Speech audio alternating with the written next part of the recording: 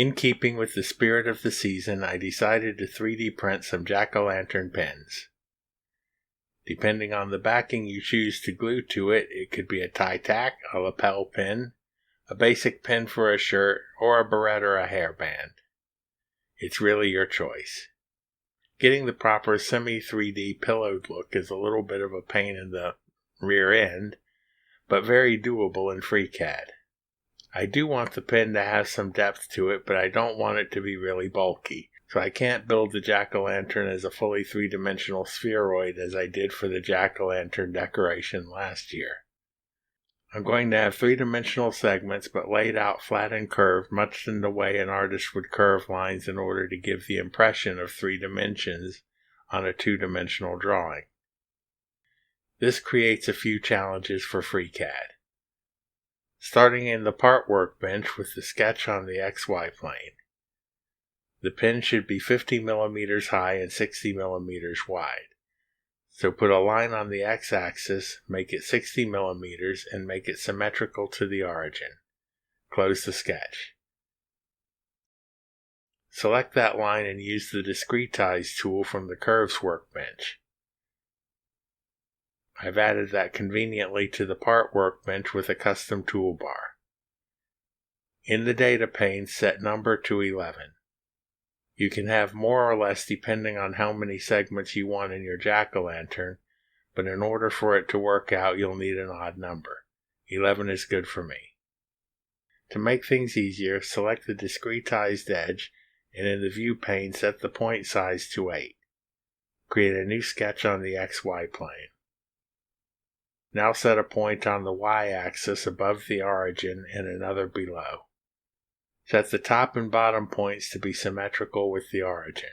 Set the distance between the origin and the top point to 25 millimeters, giving a total height of 50 millimeters. Bring in every other point from the discretized edge as external geometry. This should include the far left and the far right point, but not the one nearly coincident with the origin. For each of the external points, create an arc in 3 points. Start at the top, connect at the bottom, and bring it out until the curve is on one of the external geometry points. Repeat this for all of the other external points and close the sketch.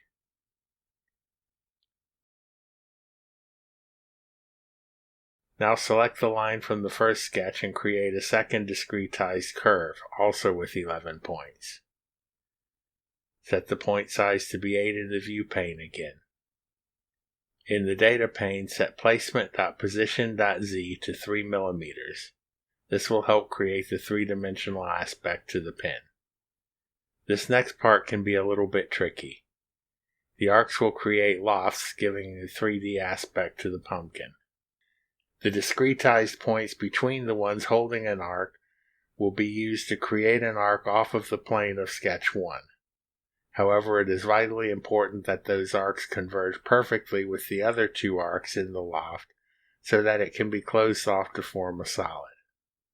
So select the leftmost arc and create a join curve using the Join Curve tool from the Curves workbench. Hide the sketch away, leaving just the join curve. Select the 2 endpoints of the join curve and the next discretized point and create a new sketch. Use the default plane by 3 points mapping. Bring in the endpoints of the join curve and the intervening discretized point as external geometry.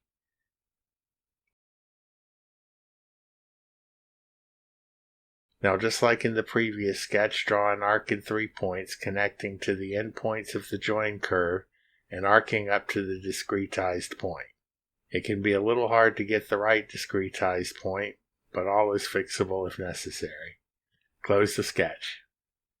Bring back sketch 001. Select the next arc and create a join curve.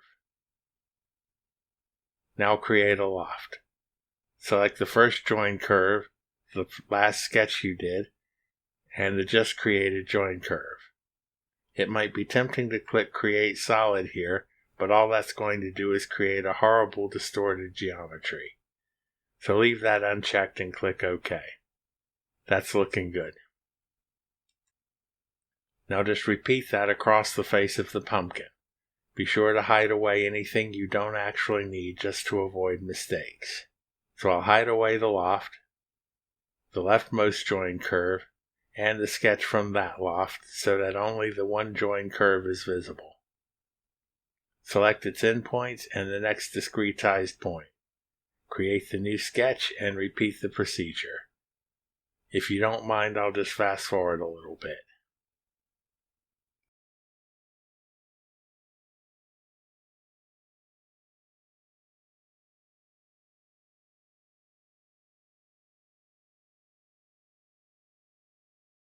So here we have the face of the pumpkin, but if we flip it over, you can see that it's all hollowed out on the back.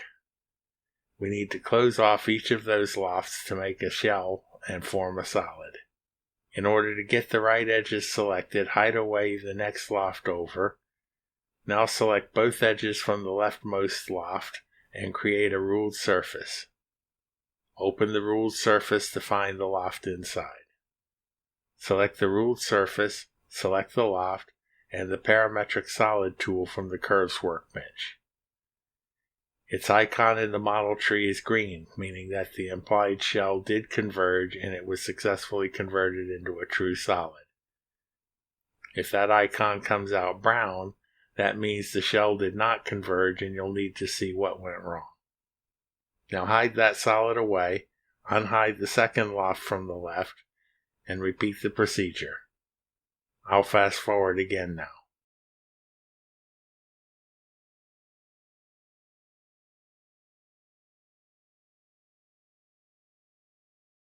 One nice thing about designing it this way is that it remains mostly parametric. By changing the position.z of the second discretized line, the lofts all change height. Looking good, but until we carve a face in it, it's just a pumpkin. So let's get to work. Create a sketch on the XY plane, set view section. As you can see, it's already in construction mode.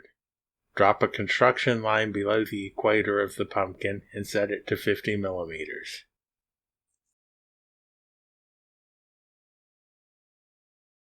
Whoops, press 5 too soon. No problem, I'll just finish setting the constraint and rotate it back around.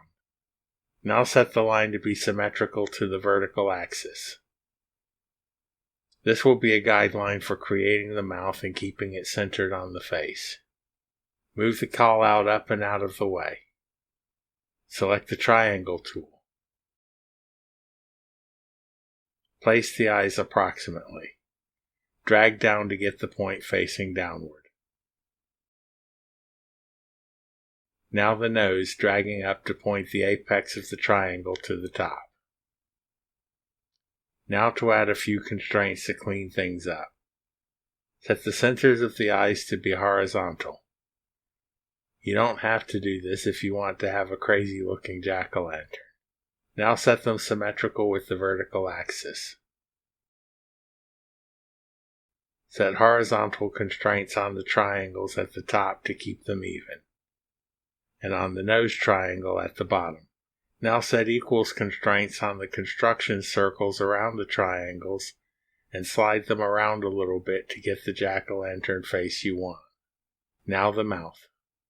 Create an arc in 3 points from the construction line and pull it down a little. Now a second arc to form the bottom of the mouth. I get a message that the solver has failed to converge and nothing seems to want to move. This is because the center points were auto-constrained to point on object with the vertical axis. That seems harmless enough, but it gives the solver some real fits. Remove those constraints and the solver is happy again. Now move the center point for the upper arc. As you can see, I managed to miss a coincident constraint on the lower arc. No problem, I can fix that up now. Just select the points and constrain them coincident. Now move the centers around a little bit to get the mouth opening the way you want it. That looks good. Time for some teeth. Select the multi-line tool and rough in some teeth. Nothing fancy, just typical square teeth so often seen on jack-o'-lanterns. Put 2 on the bottom and 2 on the top, or however many you like. No need to worry too much about placement, this can all be moved and adjusted later. If you forget to end a drawing, it's no big deal, just delete the extraneous lines.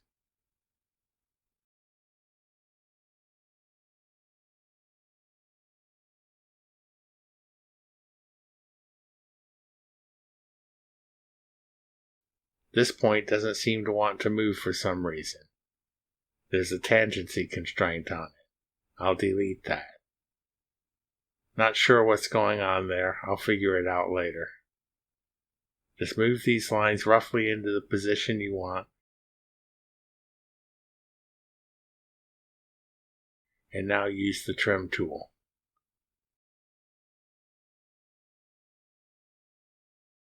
I see that wasn't just one point, it was an actual line, so I'll just delete it now. Going back to the trim tool, trim out the lines that are making the teeth closed shapes.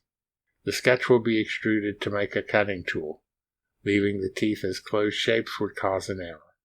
Nobody wants a jack-o'-lantern to have perfectly straight teeth, except maybe a dentist. But this is a little too crazy. I want the teeth to come out normal to the mouth arcs.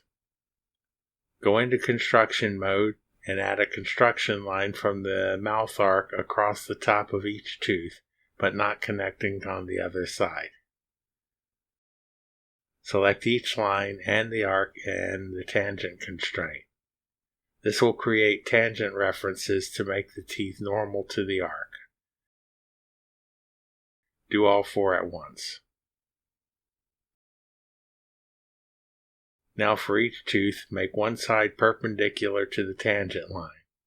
Make the other side parallel to the first side, and make the bottom perpendicular to one of the sides. Do that for all 4 teeth. Now with constraints in place, it's quite easy to move the teeth around as you want. Change their height and their width as needed to get everything just so. This is more aesthetic than mechanical. I'm not even going to bother to constrain the teeth into place.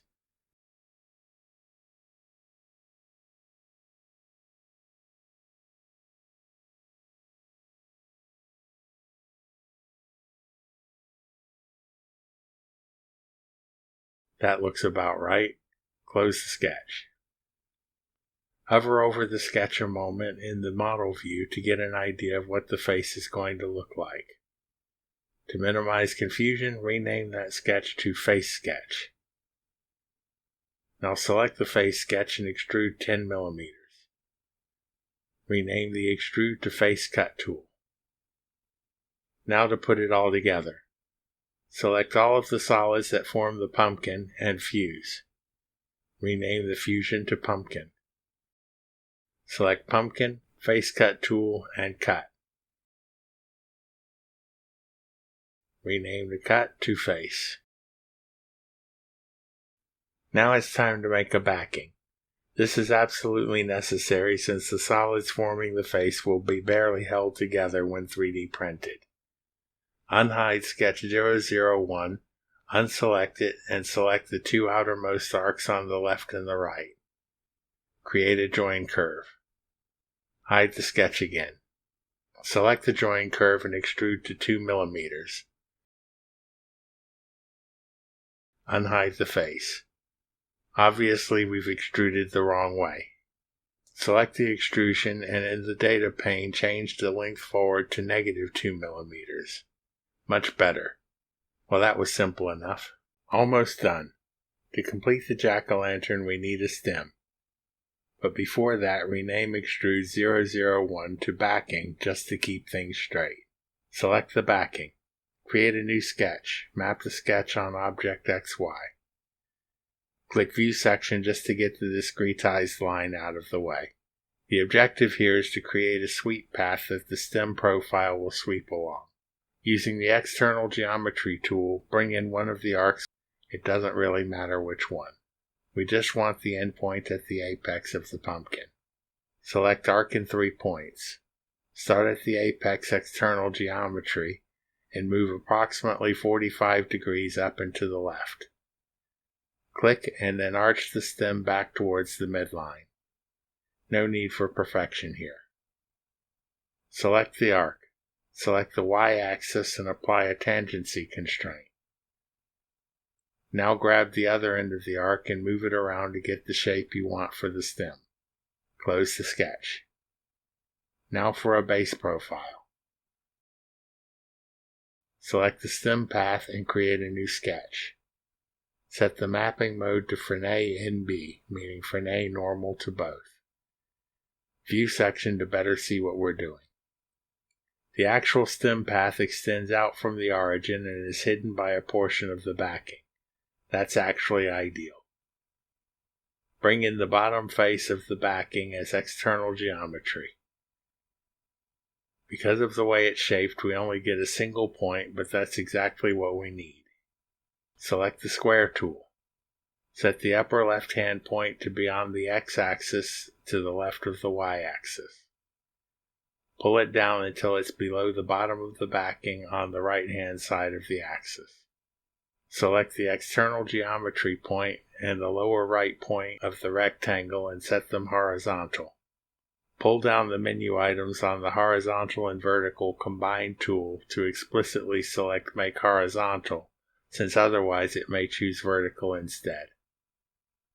Now make the two upper points of the rectangle symmetrical to the origin.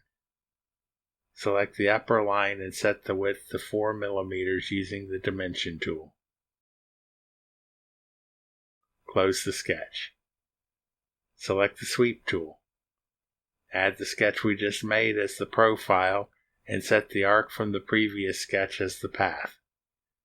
Check Create Solid and OK. So far so good. Rename the sweep to Stem Back. Select the sweep path and create a new sketch map Frenet NB. View section and we can see the previous sketch and a bit of the backing. Bring in the top line of this previous rectangle as external geometry. Now use the multi-line tool to draw a roughly trapezoidal shape above the x-axis, connected at the endpoints to the external line. Don't forget to close the shape since external geometry won't do that.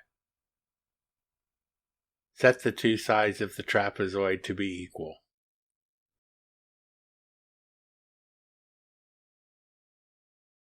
Set the absolute height of the sides of the trapezoid to 2 mm.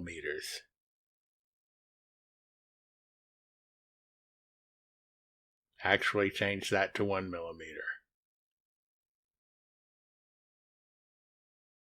Set the length of the top of the trapezoid to 2 mm. Close the sketch. Again, sweep the sketch we just created along the arc. Check Create Solid and OK. There's the top of our stem now. Make the face visible again and we have a pretty good looking jack-o'-lantern. Zooming in at the top, we can see that the top of the stem doesn't meet neatly with the face. This was to be expected because the face is thin at the top where the lofts come together. It's easy to forget in the extreme zoom that the total ridge is only 1 mm. But nevertheless it could possibly catch on something and may cause trouble when doing a manual multicolor print, but this can be fixed. First, rename the sweep to Stem Face. Click the chamfer tool and select the edges of the stem face, but it doesn't want to select. This is because the profile sketch is in the way. Cancel the chamfer and in the model view hide away the stem face profile. Select chamfer again. Now it allows us to select the edges to be chamfered. 1 mm is obviously too much on a 1 mm high object, so let's go with 0.5 mm. That seems to be getting into the neighborhood of what we want. It's not going to meet perfectly, but it should be enough to alleviate issues with printing in that area. It's also unlikely to get caught on anything. I'll just open up the chamfer to remind me that it's the stem face. Well, this video has already gotten pretty long. So in the next video, I'll show you a couple of useful modifications to this design and how to set it up in my patched Prusa slicer for easy multicolor printing. Thank you for watching. If you liked this video or found it useful, please like, subscribe, and share. If there's anything you'd like to see covered here, please let me know in the comments below.